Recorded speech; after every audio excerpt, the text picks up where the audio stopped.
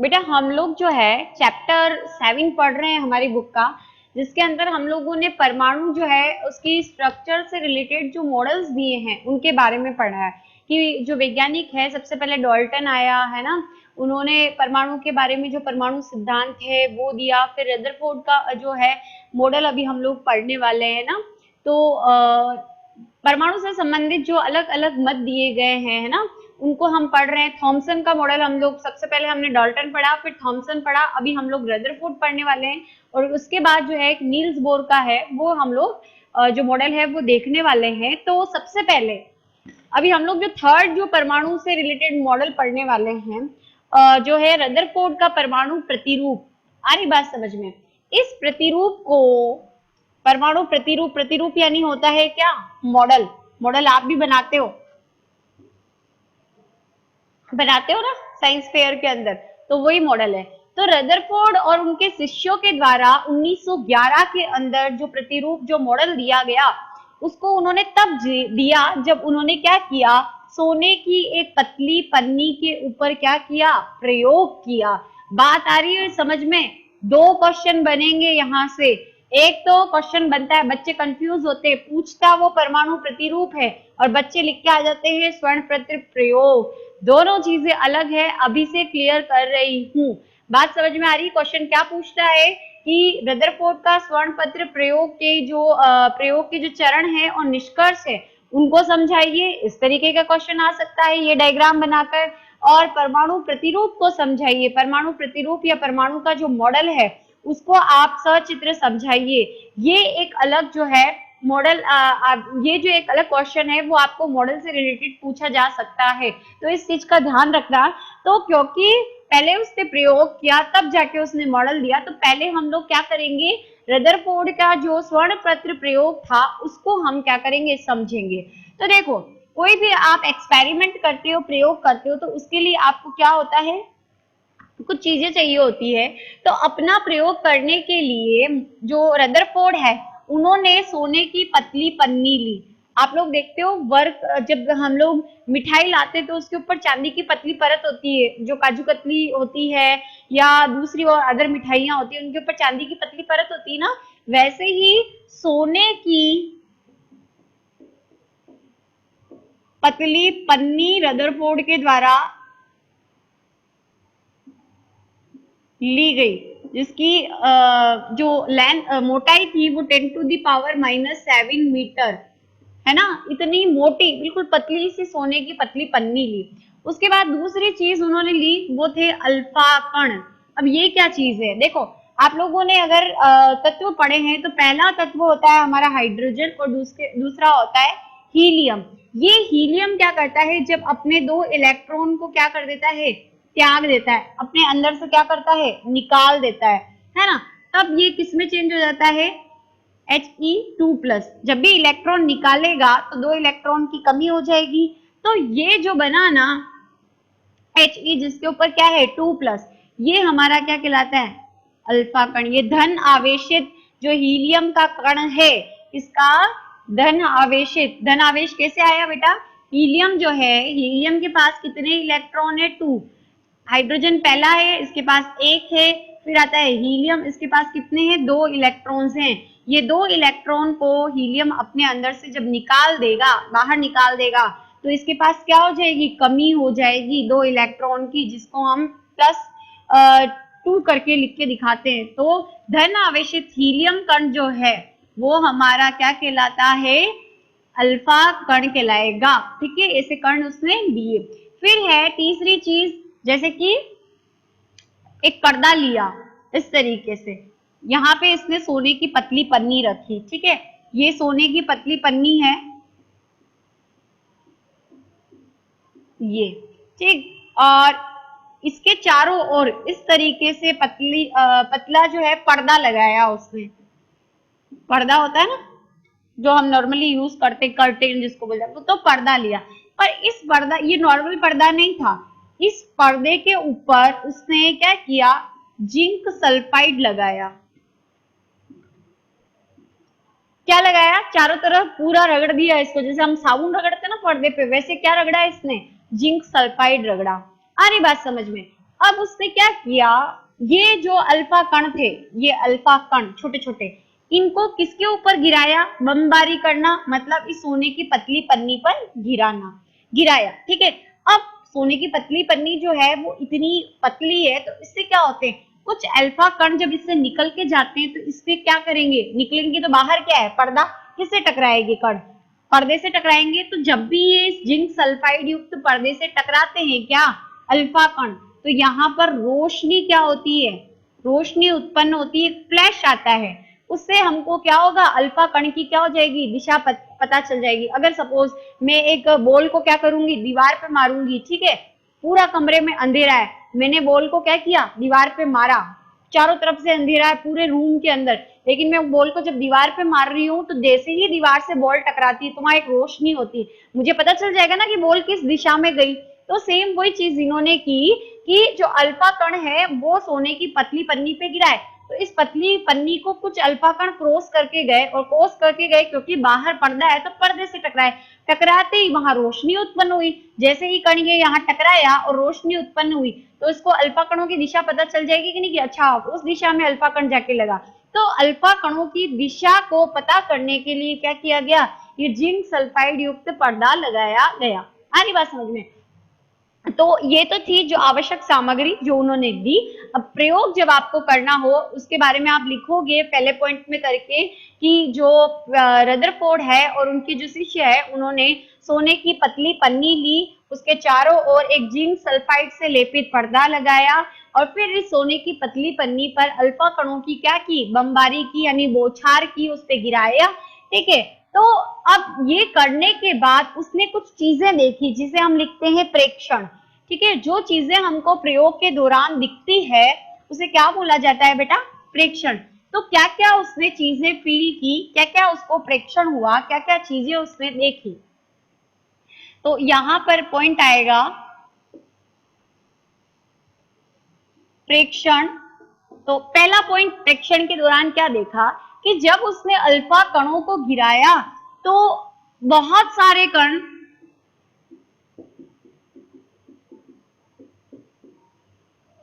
पन्नी से, सोने की पतली पन्नी से सीधे निकल गए। समझ आया, ये देख, ये जो जा रहे हैं ना ये सीधे निकले हुए कण है। ठीक है, अल्फा कण सीधे निकला गया टकरा के, फिर कुछ कण जो है 120 डिग्री पर घूम गए। ठीक है, 120 डिग्री पर विक्षेपित हुए। ठीक है, यानी ये जो जा रहे थे सीधे नहीं गए और ऐसे टेढ़े चले गए, विक्षेपित होने का मतलब टेढ़ा हो जाना, तो ये यहां से यूं गए, जो थोड़ा ये जो बीच में देख रहे हो ये नाभिक होता है। ठीक, नाभिक यानी इसका केंद्रक, तो केंद्रक के पास से जो गुजरे ना वो क्या हो गए, कण थोड़े से टेढ़े हो गए, अपने रास्ते से विक्षेपित हो गए, टेढ़े हो गए, घूम गए 120 डिग्री पर। फिर तीसरा पॉइंट, 20,000 में से एक कण, ओनली कितना, एक कण ऐसा था जो वापिस यानी कितने पे, 180 डिग्री पर के कोण पर विक्षेपित हुआ और पुनः उसी दिशा में लौटा। यानी एक कण ऐसा था जो टकराया और वापस क्या हो गया, उसी दिशा में आ गया। समझ आया, क्या क्या चीजें देखी उसने जब सोने की पतली पन्नी पर अल्फा कण गिराए, तो बहुत सारे कण पन्नी से एकदम सीधे निकल गए, उन्होंने अपना रास्ता बदला ही नहीं, जैसे थे यूं के यूं सीधे निकल गए। कुछ कण थे वो सीधे नहीं जाकर कैसे चले गए, ऐसे टेढ़े चले गए। फिर है 20,000 में से एक कण ऐसा था जो 180 की डिग्री पर घुमा और वापस क्या हो गया, उसी दिशा में लौट गया। आगे बात समझ में, ये चीज उसने प्रेक्षण की। अब प्रेक्षण के बाद जो चीज आती है, हमारा बी पॉइंट आता है, वो होता है निष्कर्ष। अब उसने आंसर दिया इस चीज का कि ऐसा क्यों हुआ, क्यों भाई बहुत सारे कण सीधे निकल गए, क्यों 120 डिग्री पर विक्षेपित हुए, क्यों एक कण ऐसा था जो क्या हुआ, वापस उसी दिशा में लौटा। तो उसका रीजन उसने क्या क्या बताया है, तो देखो उसका रीजन, सबसे पहले बहुत सारे कण क्या हो गए, सीधे निकल गए। इसका कारण उसने दिया, पहला कारण देखो कि जो परमाणु होता है उसका अधिकांश भाग खाली होता है, रिक्त होता है या खाली होता है। आपके रास्ते में कोई चीज आ ही नहीं रही, आप कहीं जा रहे हो, कोई भी हर्डल नहीं है, कोई भी चीज नहीं है बीच में, आप सड़क पे आराम से क्या हो जाओगे, सीधे सीधे निकल जाओगे। भाई सड़क पे कोई भी एक भी गाड़ी नहीं चल रही, तो आप आराम से एक लाइन में सीधे जा सकते हो कि नहीं जा सकते हो? जा सकते हो। तो यही रीजन उन्होंने दिया कि जो भी कोई परमाणु होता है उसका अधिकांश हिस्सा कैसा होता है, खाली होता है, बीच में कुछ भी नहीं होता है, इसलिए कण क्या हो गए, सीधे निकल गए। ये उसने रीजन दिया सीधे निकलने का कि अधिकांश भाग खाली होता है, खाली होने की वजह से क्या हो गए, सीधे सीधे कण निकल गए। समझ आया? फिर उसके बाद दूसरी चीज उसने क्या देखी थी प्रेक्षण में, कि कुछ कण जो है वो कितने पे, 120 डिग्री पर, 120 डिग्री कोण पर विक्षेपित हुए, यानी सीधे जा रहे थे लेकिन सीधे ना जाकर क्या हो गए, थोड़ा सा अपने रास्ते से क्या हो गए, भटक गए। क्यों हुआ उसका उसने रीजन दिया। देखो अगर आप छोटे, आपने क्लास के अंदर 7th के अंदर पढ़ा होगा कि चुंबक के अंदर दो ध्रुव होते हैं बेटा, नॉर्थ और साउथ होते हैं। अगर आप साउथ और नॉर्थ को पास में लाते हो तो आकर्षण बल के कारण ये क्या हो जाते हैं, चिपक जाते हैं। ठीक है, लेकिन अगर आप क्या करोगे, इन दोनों के बीच में क्या होगा, आकर्षण होगा, ये एन इसके पास आके चिपकेगा। आकर्षण मतलब पास में आना। अगर आप दूसरी चुंबक लोगे और इधर नॉर्थ पोल है और इधर भी नॉर्थ होगा, तो ये एक दूसरे से क्या होंगे, दूर भागेंगे, इधर उधर खिसकेंगे। तो इसे बोला जाता है प्रतिकर्षण बल। आ रही बात समझ में? यही होता है। तो सेम वैसे ही होता है कि अगर आप प्लस माइनस को लाओगे पास तो क्या होगा, आकर्षण, और अगर आप प्लस प्लस को बाहर पास लाओगे तो क्या होगा, प्रतिकर्षण। प्रतिकर्षण का मतलब होता है दूर भागना। ठीक है, तो ये प्रतिकर्षण होगा। तो सेम चीज ये हुई कि देखो अभी अल्फा कण जो होते हैं, अल्फा कण क्या था, He+2 चार्ज था उसके ऊपर, कैसे थे, धनात्मक। अब उसने ये कहा रदरफोर्ड ने कि जो प्रोटॉन्स होते हैं, है ना, प्रोटॉन जो होते हैं वो कहाँ पाए जाते हैं, नाभिक के अंदर। क्या पाए जाते हैं, प्रोटॉन। प्रोटॉन पे कौन सा चार्ज होता है, प्लस, यानी धन चार्ज होता है। तो अब नाभिक जो है उसके अंदर क्या है, प्लस चार्ज है, प्रोटॉन उपस्थित है, तो है ना, और इस अल्फा कण के पास भी क्या है, प्लस चार्ज है। तो ये प्लस प्लस एक दूसरे को क्या करेंगे, प्रतिकर्षण करेंगे, यानी एक दूसरे को क्या करेंगे, दूर भगाएंगे, है ना। तो अब ऐसे अल्फा कण जिन पे प्लस चार्ज है वो इस नाभिक के, नाभिक में क्या है बेटा, प्लस चार्ज है, इस नाभिक के पास से गुजरेंगे, जिस इसके ऊपर भी प्लस है, इसके प्लस, तो ये एक दूसरे से क्या करेगा, दूर भागेगा। तो नाभिक जब इस कण के ऊपर क्या लगाएगा, प्रतिकर्षण बल लगाएगा। अब आप कहीं जा रहे हो इस तरीके से और जाते जाते कोई आपको इधर से धक्का दे दे, तो आप क्या सीधे जा पाओगे, नहीं, आप टेढ़े हो ही जाओगे ना अपने रास्ते पे। सेम चीज हुई कि हीलियम के जो प्लस चार्ज वाले जो कण थे वो जा रहे थे ऐसे सीधे, लेकिन नाभिक के अंदर जो उपस्थित प्रोटॉन थे उन्होंने उस पे कौन सा बल लगाया बेटा, प्रतिकर्षण बल लगाया। प्रतिकर्षण बल क्या करता है, दूर भगाता है चीज को, इसीलिए ये इधर नहीं गए और ये 120 डिग्री पर क्या हो गए, विक्षेपित हो गए। तो नाभिक पर, नाभिक के द्वारा लगने वाले प्रतिकर्षण बल के कारण क्या हो गया, दूर हो गए। ये इसका सेकंड जो है प्रेक्षण का, उसने जो आंसर है वो दिया। फिर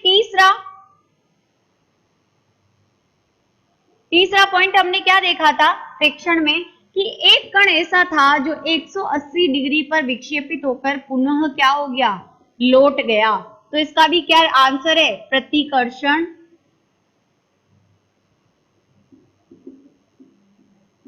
बल। एक अल्फा कण क्या हुआ, सीधा सीधा किससे टकराया, नाभिक से। इसके ऊपर भी प्लस चार्ज है, नाभिक में भी क्या प्लस चार्ज है, कौन सा बल लगेगा, नाभिक कौन सा बल लगाएगा, प्रतिकर्षण। तो प्रबल प्रतिकर्षण बल के कारण एक कण जो सीधा किससे टकराया था, नाभिक से। ये वाले तो 120 डिग्री पर जो घूमे वो तो पास से गुजरे, लेकिन ये किससे टकराया, सीधा का सीधा नाभिक पे जाके गिरा, इसलिए वापस क्या हो गया, उसी दिशा के अंदर लौट गया। आ गई बात समझ में। तो ये चीजें जो है वो अपने प्रयोग और निष्कर्ष के माध्यम से क्या किया, रदरफोर्ड ने बताया था। ठीक है, इसके बाद है, इस एक पॉइंट और है कि परमाणु में धन आवेश का आयतन उसके कुल आयतन की तुलना में बहुत कम होता है। यानी इसने ये कहा कि एक पॉइंट और बोला उसने निष्कर्ष में कि परमाणु का जो धन आयन होता है, यानी पॉजिटिव चार्ज जो होता है, वो कुल आयतन का काफी कम हिस्सा होता है। ठीक है, और ये धन आयन का जो आयतन होता है उसे इसने क्या नाम दिया, नाभिक। कहने का मतलब है कि धन आयन जो है वो कहाँ पाया जाता है, नाभिक में पाया जाता है। और जितना परमाणु का टोटल आयतन है, आयतन का मतलब है, मालूम है, आयतन का मतलब है कि कोई भी पदार्थ जो होता है वो एक पर्टिकुलर क्या करता है, स्थान घेरता है। आयतन का मतलब क्या है ना, एक कोई भी पदार्थ है वो क्या कर रहा है, एक पर्टिकुलर स्थान घेर रहा है। तो ये जो स्थान होता है, किसी भी पदार्थ के द्वारा घेरे जाने वाला स्थान होता है, वो कुल स्थान क्या होता है, आयतन कहलाता है। यानी कितनी जगह घेर रहा है, जो कुल स्थान होता है उसी को हम आयतन बोलते हैं, है ना। तो परमाणु इतना बड़ा है, लेकिन इसका धन चार्ज कहाँ है, पॉजिटिव चार्ज कहाँ है, नाभिक में। तो ये कितना एरिया कवर कर रहा है, सिर्फ इतना ही, है ना। तो ये कहेगा कि कुल आयतन का बहुत कम हिस्सा जो है वो धन जो आवेश होता है उसके पास होता है। धन आवेश के पास कितना हिस्सा है, सिर्फ इतना ही, क्योंकि धन आवेश कहाँ पाया जाता है, बीच में। तो ये धन आवेश का जो आयतन है, जो टोटल स्थान धन आवेश के द्वारा घेरा जा रहा है, उसको उसने क्या नाम दिया, नाभिक नाम दिया। आ रही बात समझ में। उसने कहा कि परमाणु का व्यास कितना होता है, एक परमाणु का व्यास, और ये होता है नाभिक का व्यास। ठीक है, तो परमाणु का टोटल व्यास जो है वो तो उसने बोला 10 टू द पावर -10 मीटर, और नाभिक का जो व्यास है वो उसने बोला 10 टू द पावर -15 मीटर। ठीक है, -15 है और ये है 10 टू द पावर -10 मीटर। यानी एक परमाणु का यहां तक पूरा आयतन आप देख रहे हो, यहां से लगाकर यहां तक पूरा आयतन जो है वो 10 टू द पावर -10 मीटर है। और ये जो नाभिक का आयतन है ये कितना है, 10 टू द पावर -15 मीटर है। माइनस है इसलिए ध्यान रखना, ये छोटा है और वो क्या है, बड़ा। आप ये कहोगे मैडम 15 है तो ये बड़ा होगा, लेकिन माइनस में जब भी संख्या चलती है तो उल्टा होता है, मालूम है ना। तो ये छोटा हो गया और ये इसका क्या हो गया, बड़ा हो गया। तो ये इसका क्या हुआ गया, प्रयोग और निष्कर्ष। ये हुआ हमारा पहला क्वेश्चन। अब हम देखेंगे कि ये जो प्रयोग किया है उसके आधार पर परमाणु मॉडल क्या दिया रदरफोर्ड ने, और उसका उसने जो है उसकी कमियां क्या रह गई कि नील्स बोर को अपना मॉडल देना पड़ा। सारी बात समझ में। तो परमाणु प्रतिरूप और उसकी कमियां हम लोग देखेंगे।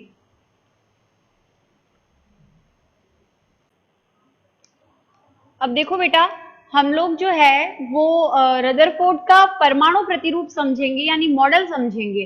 प्रयोग हम लोगों ने देखा, अभी हमारा सेकंड क्वेश्चन है कि परमाणु का जो मॉडल है उसको समझाइए। तो ये चित्र बनेगा, ध्यान रखना। इसके अंदर क्वेश्चन क्या आ रहा है, ध्यान रखना। ठीक, तो इसके अंदर उसने अपने मॉडल को समझाने के लिए कुछ बिंदु कहे कि परमाणु का संपूर्ण धन आवेश, यानी जो पॉजिटिव चार्ज होता है, यानी प्रोटॉन्स जो होते हैं वो कहाँ पाए जाते हैं, मध्य में पाए जाते हैं, जिसे क्या कहा उसने, नाभिक कहा। और द्रव्यमान यानी इसका जो भार होता है, परमाणु का जितना भी धन आवेश जो होता है यानी पॉजिटिव चार्ज होता है, और द्रव्यमान मास या भार जो होता है वो कहाँ स्थित होता है, केंद्र में स्थित होता है। और इस केंद्र को उसने क्या नाम दिया, नाभिक दिया। समझ में आ गया, ये इसका पहला पॉइंट था। फिर उसके बाद ये परमाणु का अधिकांश भाग रिक्त होता है, ये जो इसका बाकी का हिस्सा जो है उसने कहा कि अधिकांश भाग खाली होता है, जिसके अंदर खाली भाग में, जिसमें चारों ओर इलेक्ट्रॉन वृत्ताकार पथ में चक्कर लगाते हैं। मतलब एक ये खाली स्थान है ना, ये वाला, ये पूरा, ये तो नाभिक हो गया। अब ये जो खाली स्थान देख रहे हो उसमें इलेक्ट्रॉन ये वृत्ताकार पथ के अंदर क्या कर रहे हैं, चक्कर लगा रहे हैं चारों ओर यूं, ठीक है। और इस पथ पे, जिस पथ पे ये इलेक्ट्रॉन घूम के चक्कर लगा रहे हैं उसे उसने कक्ष बोला। आ रही बात समझ में? तो वृत्ताकार पथ पे क्या करते हैं, चक्कर लगाते हैं, और जिस पथ पे यानी जिस रास्ते पे इलेक्ट्रॉन चल रहे हैं उस रास्ते को, उस पथ को उसने क्या बोला, कक्ष, ठीक है। फिर उसके बाद ये तीसरा पॉइंट इसने कहा कि परमाणु विद्युत उदासीन होता है। विद्युत उदासीन होने का मतलब जितने प्रोटॉन होते हैं यानी जितना पॉजिटिव चार्ज होता है उतना ही क्या होता है, माइनस चार्ज, नेगेटिव यानी ऋण आवेश होता है। यानी जितने प्रोटॉन होंगे उतने ही क्या होंगे, इलेक्ट्रॉन होंगे। ये सेम किसका है, इससे पहले किसने अपना मॉडल दिया था, थॉमसन ने मॉडल दिया था। थॉमसन ने जो बोला वो इसने वापस माना कि हाँ परमाणु जो है विद्युत उदासीन होता है, क्योंकि जितने प्लस चार्ज होंगे उतने ही माइनस चार्ज होंगे, तो प्लस और माइनस दोनों का ही प्रभाव इससे क्या हो जाता है, खत्म हो जाता है, तो इसको विद्युत उदासीन बोला। फिर इसको हम ऐसे भी समझ सकते हैं कि नाभिक बीच में पाया जाता है। नाभिक जैसे कि हम सौर मंडल में सूर्य होता है वैसे बीच में नाभिक होता है और ग्रह इसके चारों ओर चक्कर लगाते हैं, है ना। वैसे इलेक्ट्रॉन क्या करते हैं, चारों ओर चक्कर लगाते हैं। तो हमारा जो सौर मंडल है, सौर परिवार है, उस तरीके से परमाणु की संरचना होती है, ये रदरफोर्ड के द्वारा कहा गया। अब है रदरफोर्ड जो है उसकी कमियां क्या है, इसके मॉडल की कुछ कमियां रह गई, इसीलिए तो इसके बाद हमारा किसका मॉडल आया, इसके बाद मॉडल आया नील्स बोर का, ठीक है, इसकी कमियों को पूरा करने के लिए। तो देखो ये तो इसके मॉडल के मुख्य बिंदु हो गए। अब इसकी कमियां जो है, रदरफोर्ड मॉडल की कमियां, पहली क्या कमी है, पहली कमी ये है कि परमाणु के स्थायित्व की व्याख्या नहीं कर पाया।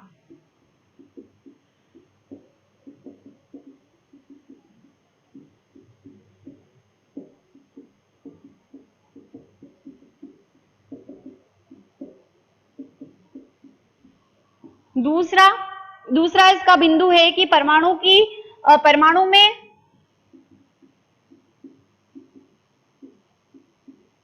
इलेक्ट्रॉन्स की स्थिति को स्पष्ट नहीं कर पाया ये मॉडल, ठीक है। तीसरा है कि सतत स्पेक्ट्रम की जगह रेखिक स्पेक्ट्रम क्यों बनते हैं,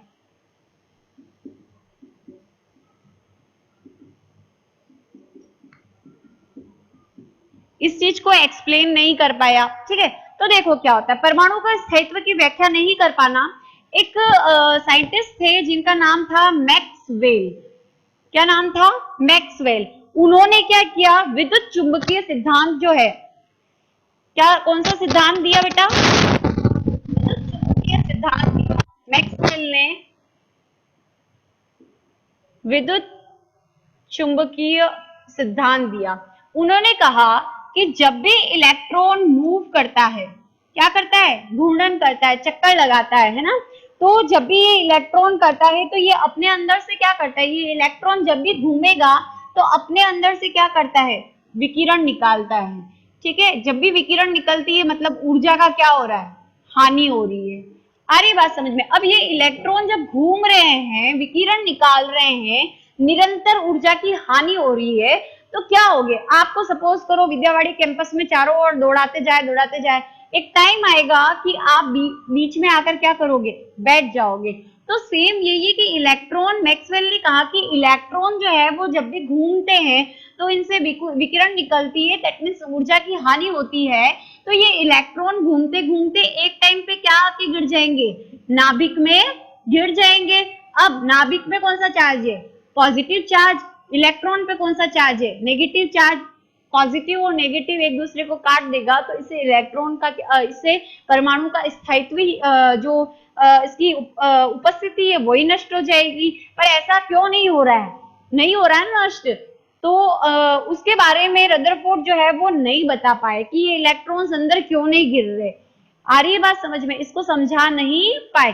फिर उसके बाद है इलेक्ट्रॉन की संरचना को स्पष्ट नहीं कर पाया कि कितने इलेक्ट्रॉन पाए जाते हैं, कहाँ पाए जाते हैं, कैसे होते हैं, ठीक है। इसको समझ, एक जो पथ होता है एक जो ये ऑर्बिट होता है उसमें कितने इलेक्ट्रॉन्स की संख्या होती क्या होती है, इसके बारे में समझा नहीं पाए।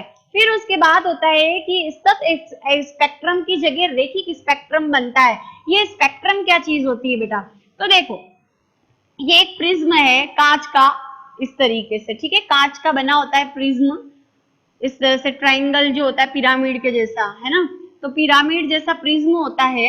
अब उसके ऊपर आप एक लाइट की रोशनी गिराओ, प्रकाश, टॉर्च से प्रकाश डालो, तो जब भी ये जो है लाइट गिरेगी इसके ऊपर, लाइट गिरने के बाद इस प्रिज्म से होते हुए गुजरेगी, तो 7 जो कलर है वो अलग अलग एक पट्टी के रूप में क्या होते हैं, दिखाई देते हैं। आ रही बात समझ में, इसे क्या बोला जाता है, स्पेक्ट्रम। ये जो पट्टी बन रही है ना, इसे क्या बोला जाता है, स्पेक्ट्रम। लाइट गिरी, प्रिज्म से होकर गुजरती है, जब वापस बाहर निकलती है ये लाइट, तो एक सिंगल किरण के रूप में नहीं निकलती, 7 अलग अलग जो कलर होते हैं, विब्ग्योर आपने पढ़ा है ना, तो विब्ग्योर के रूप में एक पट्टी प्राप्त होती है जिसे हम वर्णक्रम या स्पेक्ट्रम कहते हैं। तो इस परमाणु से जो स्पेक्ट्रम बनता है वो ऐसे सतत बनना चाहिए, ऐसे सीधा, लेकिन बनते कैसे हैं, ऐसे रेखिक, इस तरीके से। ऐसा क्यों होता है इसके बारे में उनसे पूछा गया तो उन्हें उनके पास एक्सप्लेनेशन नहीं था, इसीलिए फिर इसकी कमियों को किसने किया, नील्स बोर ने पूरा किया, जिसको हम नेक्स्ट वीडियो के अंदर देखेंगे।